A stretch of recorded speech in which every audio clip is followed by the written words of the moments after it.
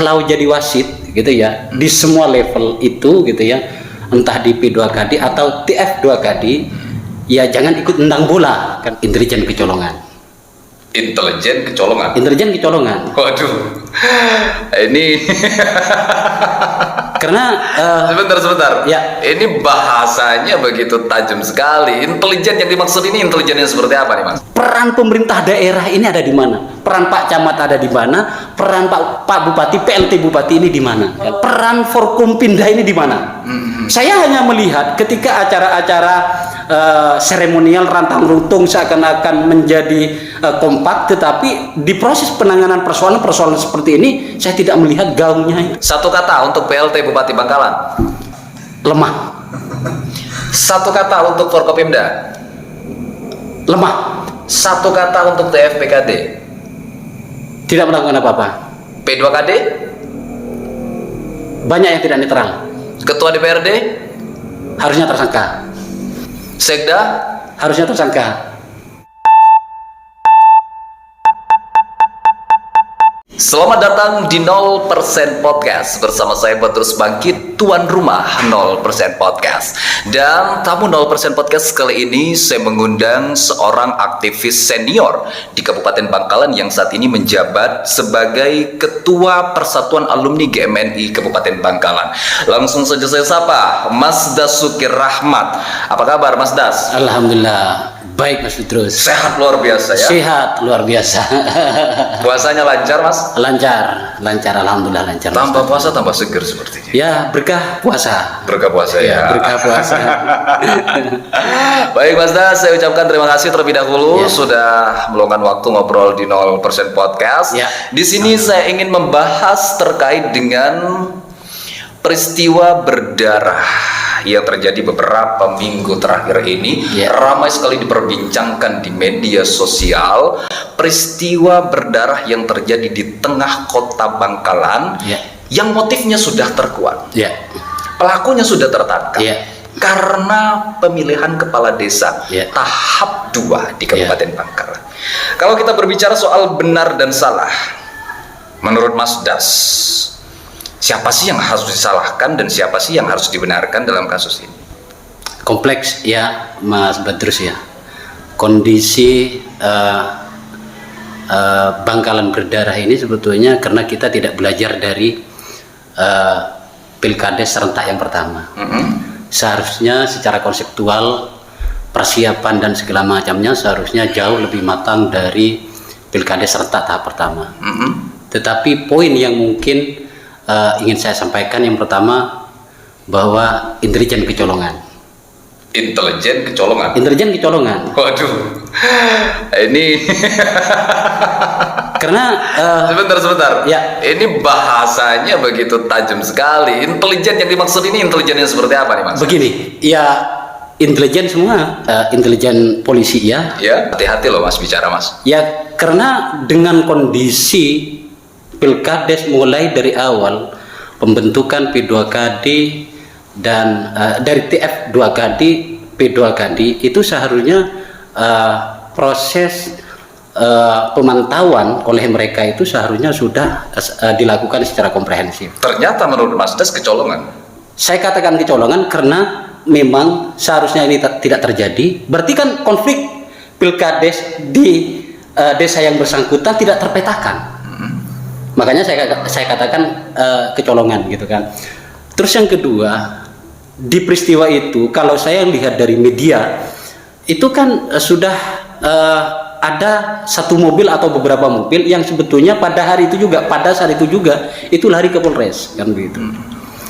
Jika Polres dalam hal ini ditambah mungkin dibantu dengan intelijen lainnya gitu ya, karena ada beberapa korup di situ ya. Saya kira justru kerjasama yang baik itu bisa menghasilkan informasi-informasi hebat yang sebetulnya bisa mengantisipasi itu gitu ya. Jadi seharusnya langkah praktis yang bisa dilakukan gitu ketika ada mobil lari ke sana ya seharusnya Polres langsung memerintahkan untuk ke lokasi kan seperti itu. Itu yang pertama. Yang kedua, saya ingin mengatakan kalau jadi wasit gitu ya di semua level itu gitu ya, entah di P2KD atau TF2KD, ya jangan ikut nendang bola, kan begitu. Ini maksudnya gimana ini? Ya, saya meragukan kalau dilihat dari beberapa latar belakang masalah gitu ya, ada ketidaknetralan gitu kan. Kalau ketidaknetralan P2KD kan begitu. Sehingga itu memicu beberapa persoalan gitu kan, yang pada akhirnya mewariskan konflik. Jadi saya pakai istilah wasit tidak boleh ikut nendang bola itu karena posisinya wasit itu menjadi pelaksana undang-undang gitu kan, pelaksana undang-undang, pelaksana PP, pelaksana perbuk yang harus dibentengi dengan ketegasan bertindak. Ada di tengah, pegang free kick dia ketika ada pelanggaran, maka dia yang seharusnya menetralisir sehingga tidak berujung pada konflik-konflik lanjutan yang pada akhirnya berpotensi memecah belah gitu ya. Itu sebagian 1 dan 2. Yang ketiga gitu ya, saya ingin tahu peran pemerintah ini ada di mana gitu. Peran pemerintah daerah ini ada di mana? Peran Pak Camat ada di mana? Peran Pak Bupati, PLT Bupati ini di mana? Kan begitu.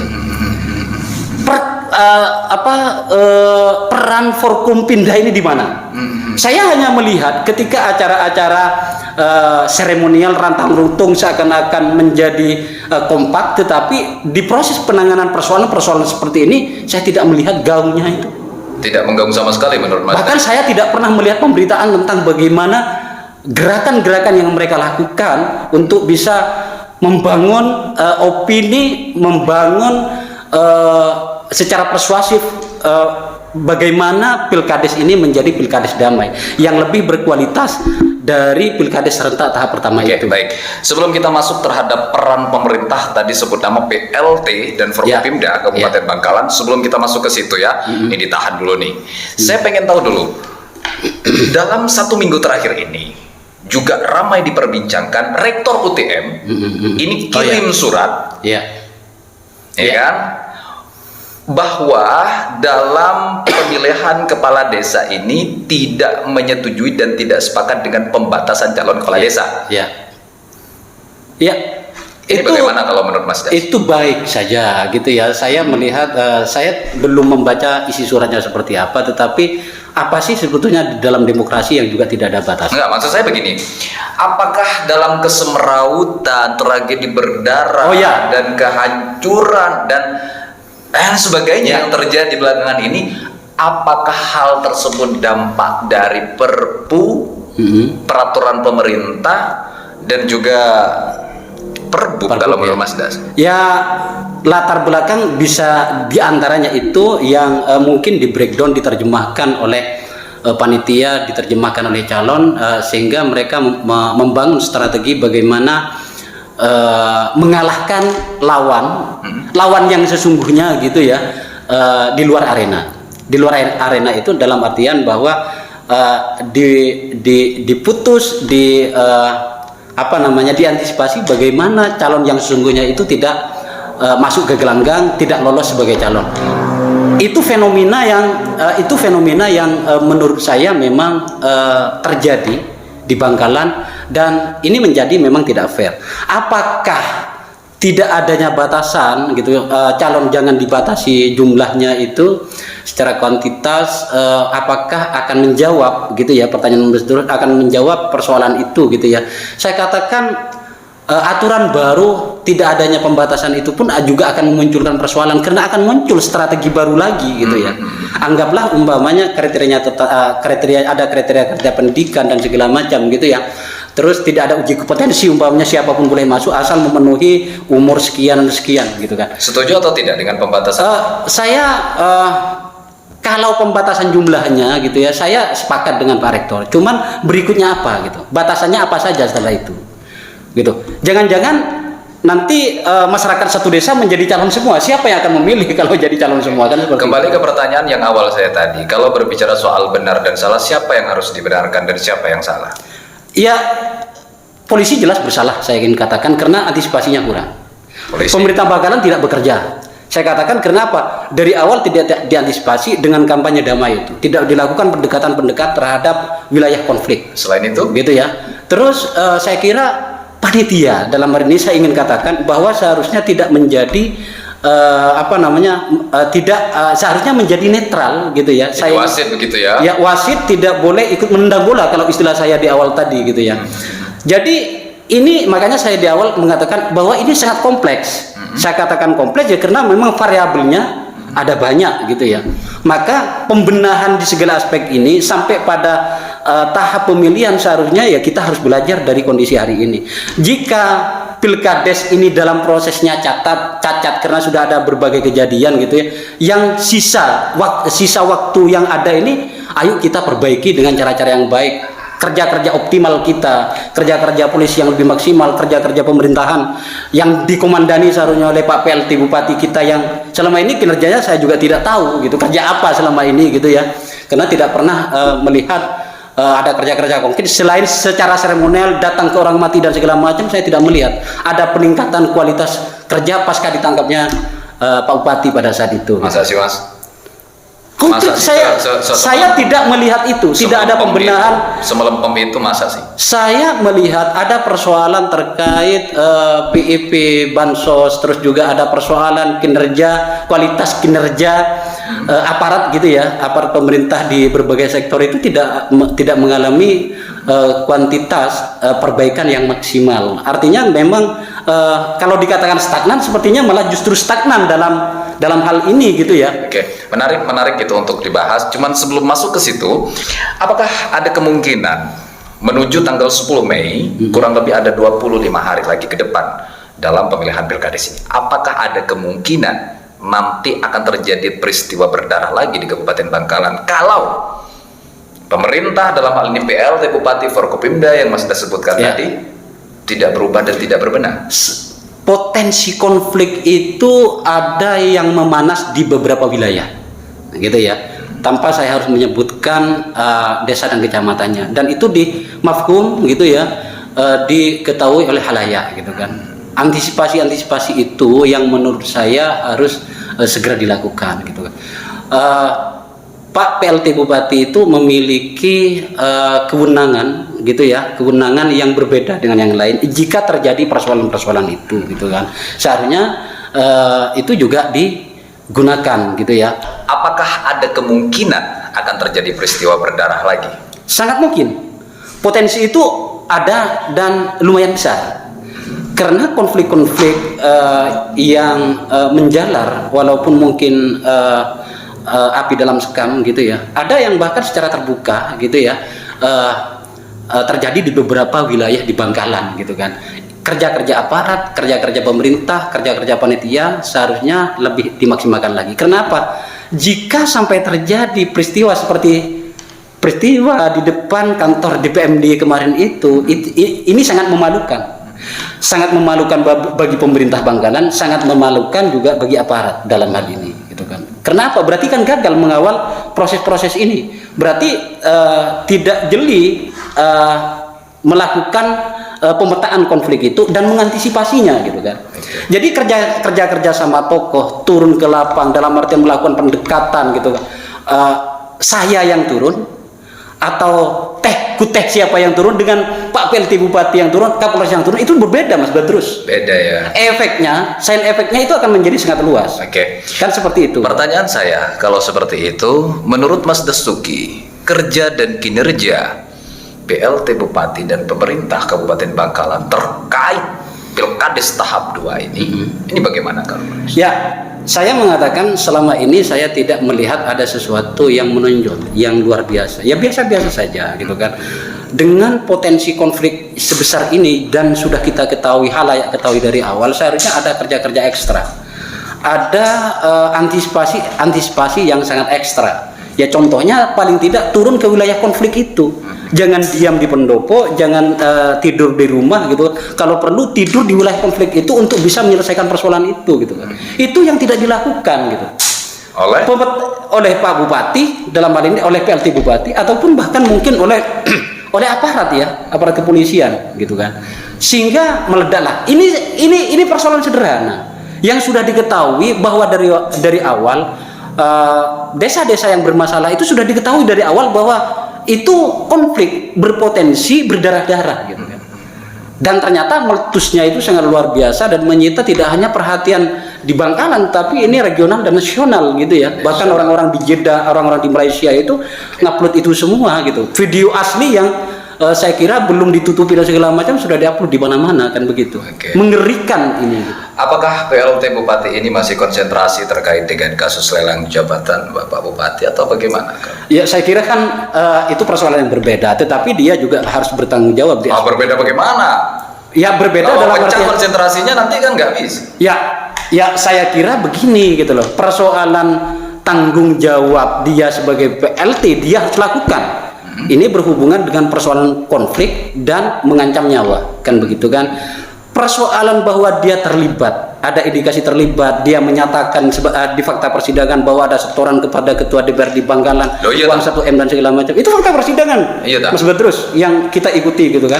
Ya kalau dia harus ikut bertanggung jawab di aspek itu, ya dia harus bertanggung jawab juga. Saya kurang mengikuti kalau soal itu. Itu konsekuensi di mana bahwa kalau maaf saya potong. Kalau Bapak PLT Bupati, Sekda dan Ketua DPRD sudah dilarang berpergian ke luar negeri. Oh iya, itu saya mengikuti.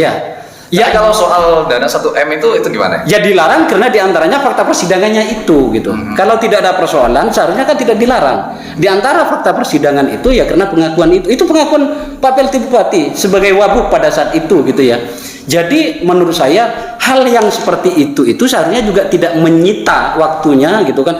Karena di sisi lain dia punya tanggung jawab sebagai PLT dan harus melaksanakan itu karena ada ancaman terhadap tidak kondusifnya proses pelaksanaan Pilkades serentak di Bangkalan gitu. Oke, ada indikasi nggak kalau menurut Mas Das, PLT Bupati ini juga terlibat dalam kasus lelang jabatan? Saya kira semua orang tahu ya, ini kan rahasia. Saya nggak tahu serius. Rahasia umum bahwa kalau ada yang lewat Pak Wabub pada saat itu bukan PLT ya, PLT kan sudah setelah Pak Bupati ditangkap gitu kan, Pak Wabub gitu kan, dan uang 1 M itu siapa yang setor? Beliau yang setor ke Ketua DPRD gitu kan, dan itu katanya sudah sepengetahuan Pak Bupati walaupun itu tidak diakui oleh Pak Bupati. Kita lihat sidang Pak Bupati karena kan digelar setelah hari raya gitu. Ini kalau ada tokoh-tokoh sentral pemerintahan, pemangku kekuasaan di Bangkalan gitu ya, dicegah ke luar negeri, bahwa KPK sudah memiliki catatan-catatan yang sifatnya sangat khusus terhadap mereka. Satu langkah lagi mereka akan jadi tersangka. Saya yakin itu gitu loh. Kecuali ada sesuatu yang ternyata bisa terklarifikasi dengan baik gitu. Kalau dia yang setor dan sepengetahuan Bupati gitu kan, kalau itu memang uang tidak sah seharusnya kan dia juga tidak mau kan begitu gitu kan. Itu kita lihat fakta persidangan lainnya nanti ketika persidangan Pak Bupati, Pak X Bupati Latif ini gitu. Bagaimana sebetulnya kronologinya fakta persidangan yang akan muncul di persidangan yang akan dilaksanakan itu kan gitu. Berarti menurut Mas Das sangat kuat indikasi bahwa PLT Bupati ini juga terlibat dan akan ditangkap begitu. Saya kalau melihat dari kronologi sementara yang saya dapat beberapa informasi, terus juga ada informasi-informasi lain yang saya dapat juga, itu memang indikasinya sangat kuat gitu kan, bahwa ada Pak Sekda, ada Pak Ketua DPRD, ada Pak PLT Bupati. Aduh, ya hati-hati dong Mas. Itu hati-hati loh Mas bicara. Itu Mas juga sudah sama-sama dicegah ke luar negeri dan saya kira potensial gitu ya, diduga kuat bahwa memang terlibat gitu kan. Di aspek yang lain gitu ya, ini hanya tentang lelang jabatan loh Mas Badrus gitu ya. Saya kira ada persoalan yang jauh lebih besar, potensi kerugian negara lainnya dalam hal ini adalah pengadaan barang dan jasa. Pengadaan barang dan jasa ini belum terungkap, gratifikasi lainnya ini belum terungkap gitu loh. Ketika persidangan Pak Bupati adalah gongnya, di mana sebetulnya jaksa bisa melakukan proses mengorek keterangan dari tersangka, dalam hal ini Pak bupati itu gitu kan. Kalau dari kelima dinas ini, kelima kepala dinas ini kan sudah, tinggal kita nunggu tuntutan sudah gitu ya, dan sepertinya tinggal nunggu putusan kalau nggak keliru ya. Apa replik duplik sudah selesai, saya juga tidak, terakhir saya tidak mengikuti, tapi saya melihatnya potensi jika ternyata KPK melakukan proses penyelidikan secara besar-besaran, saya kira potensi yang sangat besar bahwa Pak PLT, Pak Ketua DPRD, Pak Sekda ini akan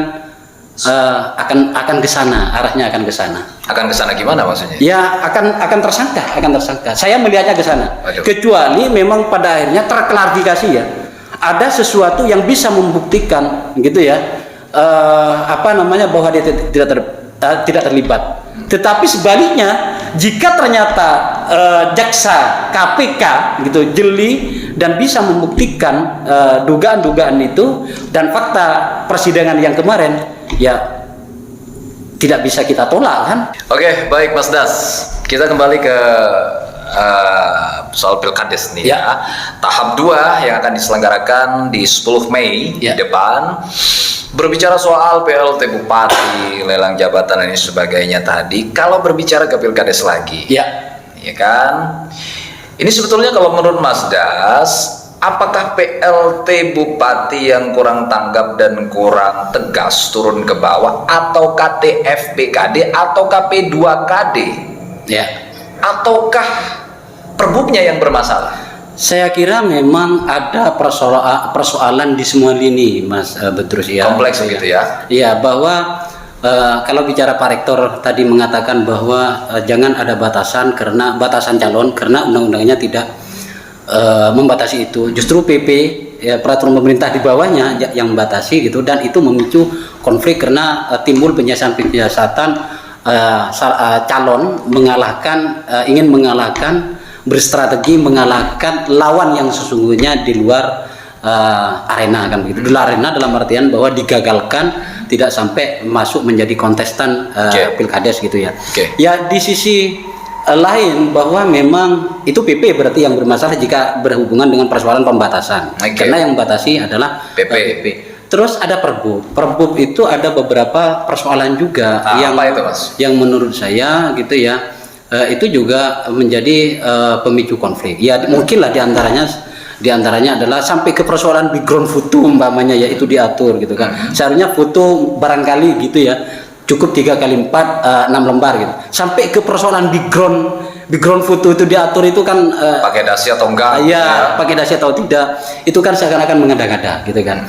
Jadi hal-hal yang sebetulnya sangat sederhana dan ada mungkin panitia yang sangat positivistik dalam artian menerjemahkan Perbub itu gitu, sehingga tidak ada ruang sedikit pun untuk negosiasi, atau mungkin karena memang sudah didomplengi oleh kepentingan calon yang lain gitu. Maka saya katakan di awal bahwa netralitas wasit ini penting agar tidak ikut menyodok bola. Wasit yang dimaksud oleh Mas Dadi ya, anggaplah dalam hal ini karena memang wasit langsung yang di tingkat desa itu adalah P2KD ya, P2KD seharusnya benar-benar netral. Yang TPKD ini seharusnya bisa memediasi persoalan-persoalan konflik yang dibawa dari bawah dari P2KD ke atas ini. Yang dimaksud wasit berarti bukan TFPKD. Wasit yang sesungguhnya adalah sebetulnya P2KD itu, gitu kan. Bagaimana dengan PLT Bupati? PLT Bupati ini dengan kewenangannya gitu ya, dengan kewenangannya dia pemerintah, dia komandan tertinggi di Bangkalan, di pemerintahan Bangkalan, memiliki diskresi, bisa turun dan menggunakan kewenangan diskresinya itu jika konflik itu ternyata akan memicu persoalan yang jauh lebih besar, apalagi dilakukan oleh PLT Bupati. Tetapi kan ternyata memang tidak digunakan itu, tidak melakukan apa? Saya katakan bahwa tidak melakukan, Mas. Saya ingin mengatakan bahwa konflik ini sesungguhnya bisa ditengahi dengan diskresi itu, gitu kan? Kan sudah dilakukan belum sama PLT? Belum, itu tidak ada. Makanya itu kan bukan diskresi kalau umpamanya ngomong rekomendasi dan diskresi itu berbeda. Kenapa? Ketika ngomong rekomendasi itu boleh dilakukan dan tidak dilakukan. Pertanyaannya kenapa tidak dilakukan oleh PLT? Nah, ini kita mempertanyakan itu semua. Kenapa tidak menggunakan kewenangan diskresinya itu? Gitu. Nah, ini ambigu, Mas Badrus. Saya tidak tahu apakah memang kelaki-lakiannya itu Menurut yang analisis kuat. Mas Das. Ya kelaki-lakiannya tidak berani masuk ke tahap memasuki konflik yang jauh lebih dalam di persoalan-persoalan pilkades itu. Orang kalau sudah menjadi pemimpin seharusnya dia harus pasang badan dengan pijakan untuk kemaslahatan masyarakat, bukan untuk berpihak loh ya, bukan untuk berpihak. Kewenangan diskresi itu tidak dimiliki oleh semua orang, tidak dimiliki oleh semua pejabat. Hanya dimiliki oleh PLT Bupati. Hanya dalam hal ini ya, dalam hal ini hanya dimiliki oleh PLT Bupati gitu kan. Waduh. Itu Berarti cukup kompleks ya menurut analisis. kompleks, ini kompleks. Ada banyak persoalan, tetapi menurut saya begini, ketika pemimpin menggunakan kewenangannya dengan baik, menjadi komandan yang baik, turun dan melihat persoalan dengan baik, mengajak semua terlibat untuk menyelesaikan persoalan dengan baik, saya kira akan damai. Calon, segarang-garangnya calon, gitu kan. Ternyata ketika kita dekati dia tetap juga manusia. Jadi pilkada damai itu ketika ini menjadi tujuan, diantisipasi setiap konflik ganda, saya kira tidak akan ada persoalan. Bahwa sementok-mentoknya konflik, gitu ya, sementok-mentoknya konflik, bupati, PLT bupati memiliki diskresi. Itu digunakan untuk bisa meminimalisir persoalan. Oke. Meminimalisir, anggaplah umpama jika pijakannya dia menjadi korban kesewenang-wenangan panitia umpamanya loh ya, gitu ya, maka kewenangan diskresi itu yang bisa digunakan. Oke. Kalau saya tangkap dari penjelasan analisa dari Mas Das ini ya, kok seolah-olah seperti ini salah PLT Bupati. Saya ingin mengatakan persoalan ini kompleks, gitu Ya, kan. betul. Tapi lebih komandan merujuk ke PLT tertinggi, Bupati seperti iya, itu. saya melihat persoalan ini kompleks. Ada aspek pembatasan tadi dibatasi oleh PP tentang 5 maksimal calon itu.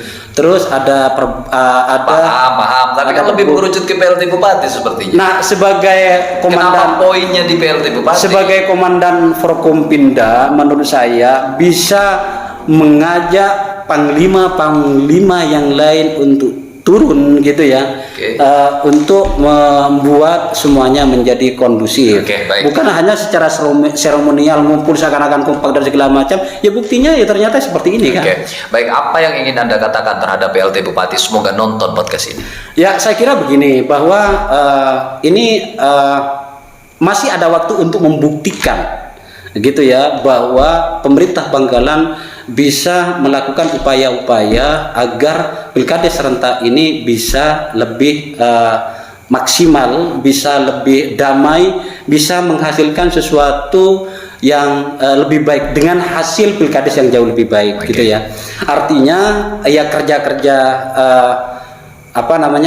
kerja turun ke bawah itu menjadi sangat penting dilakukan, apalagi ini Ramadan gitu ya. Walaupun ini sudah hampir mencapai puncak gitu ya, momentum kemarin ini seharusnya digunakan betul bagaimana melakukan upaya-upaya pendekatan kepada semua tokoh itu untuk meredam konflik gitu.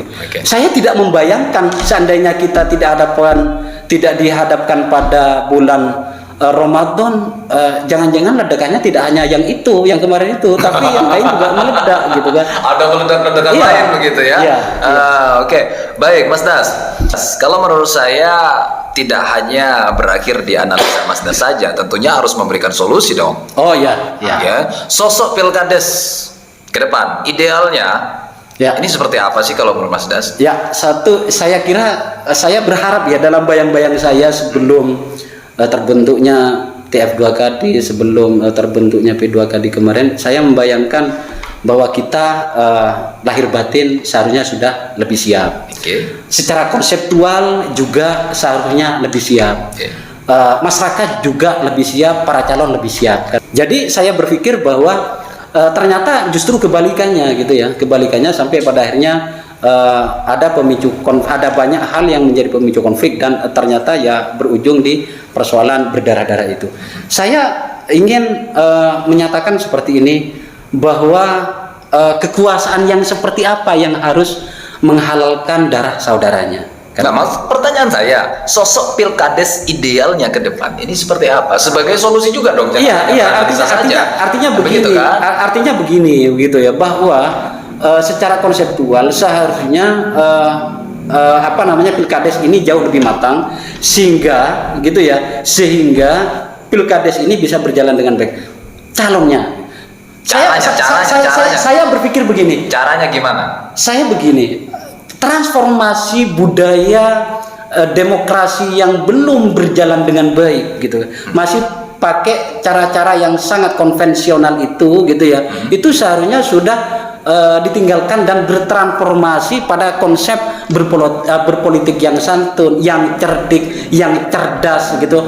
Yang calon-calonnya pun juga sudah harusnya memiliki konsep program pemerintahan yang jauh lebih baik dari sebelum-sebelumnya. Budaya-budaya yang kurang bagus gitu ya, budaya-budaya yang tidak transparan itu sudah harus mulai ditinggalkan. Tetapi budaya, saya tidak melihat itu. Selain budaya, lebih spesifik lagi, Pilkades idealnya seperti apa yang bagus? Ya artinya begini, kita memulai kalau pemicu persoalan itu diantaranya karena ketidaknetralan panitia dan segala macam. Ini seharusnya kita harus mulai bangga gitu ya, menjadi palang pintu aturan, menjaga aturan sedemikian rupa. Netralitas itu seharusnya menjadi sebuah kebanggaan, kan gitu. Nah, ini justru berebut bagaimana di mana-mana ya, berebut bagaimana orang saya yang menjadi panitia siapa, orangnya itu siapa, kan gitu. Itu yang juga akan memicu konflik. Artinya bahwa ketika panitia itu dibentuk gitu ya, maka seharusnya jangan diganggu dan tidak boleh juga merespon gangguan-gangguan itu panitianya, sehingga netralitas itu bisa mengantarkan dengan netralitas panitia itu bisa mengantarkan Pilkades yang jauh lebih baik gitu kan. Karena potensi-potensi kecurangan dan segala macam itu berarti bisa diantisipasi di level kepanitiaan itu. Berarti untuk sosok Pilkades yang ideal ke depan kalau menurut Mas Das ini lebih fokus terhadap netralitas panitia sebagai wasit. Ya, Perbup itu ya mungkin di beberapa aspek ya itu butuh revisi ya, termasuk diantaranya yang mungkin terlalu detail gitu ya dan diterjemahkan secara bongkoan oleh panitia. Artinya penjelasan tentang itu sebetulnya harus dilakukan secara komprehensif juga, direvisi dan dijelaskan secara komprehensif. Bagaimana dengan APH? Komprehensif juga oleh pemerintah dan TFPKD terhadap masyarakat dan begitu. Bagaimana dengan APH? Saya kira dalam hal ini kalau di persoalan kepanitiaannya saya kira APH dalam hal ini masih tidak terlihat ikut-ikut gitu ya. Tetapi di persoalan kecolongan tadi saya ingin mengatakan dengan tegas, saya mengatakan kecolongan. Oke. Seperti itu. Baik. Terakhir Mas Das, sebelum kita tutup podcast ini, apa yang penting untuk didengarkan oleh seluruh subscriber dan juga viewers setia dari 0% podcast terkait Pilkades? Ya, Pilkades serentak damai itu harga mati seharusnya, dan itu hanya bisa dilakukan jika semua bergerak gitu ya, dengan dikomandani pemerintah daerah turun ke bawah, didampingi oleh Forkompinda dan didampingi di bawahnya. Saya berharap bahwa Pilkades ini bisa menghasilkan kualitas kepala desa terpilih yang memiliki visi, misi dan program yang jelas. Ada banyak pemuda-pemuda di desa-desa, ada banyak terbentuk organisasi daerah di wilayah, bahkan tidak hanya di kecamatan tapi juga di desa-desa gitu ya. Ada Ansor, ada IPNO, ada banyak organisasi-organisasi yang berkembang. Tetapi ketika saya melihat di perhelatan Pilkades serentak ini, saya tidak melihat peran mereka. Saya tidak melihat wajah-wajah mereka.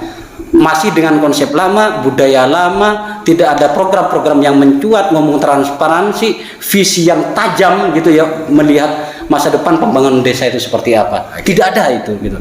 Nah, harapan saya ya mungkin tidak muncul di masa-masa sekarang, tetapi muncul di masa-masa yang akan datang di orang-orang yang kades-kades terpilih nanti gitu.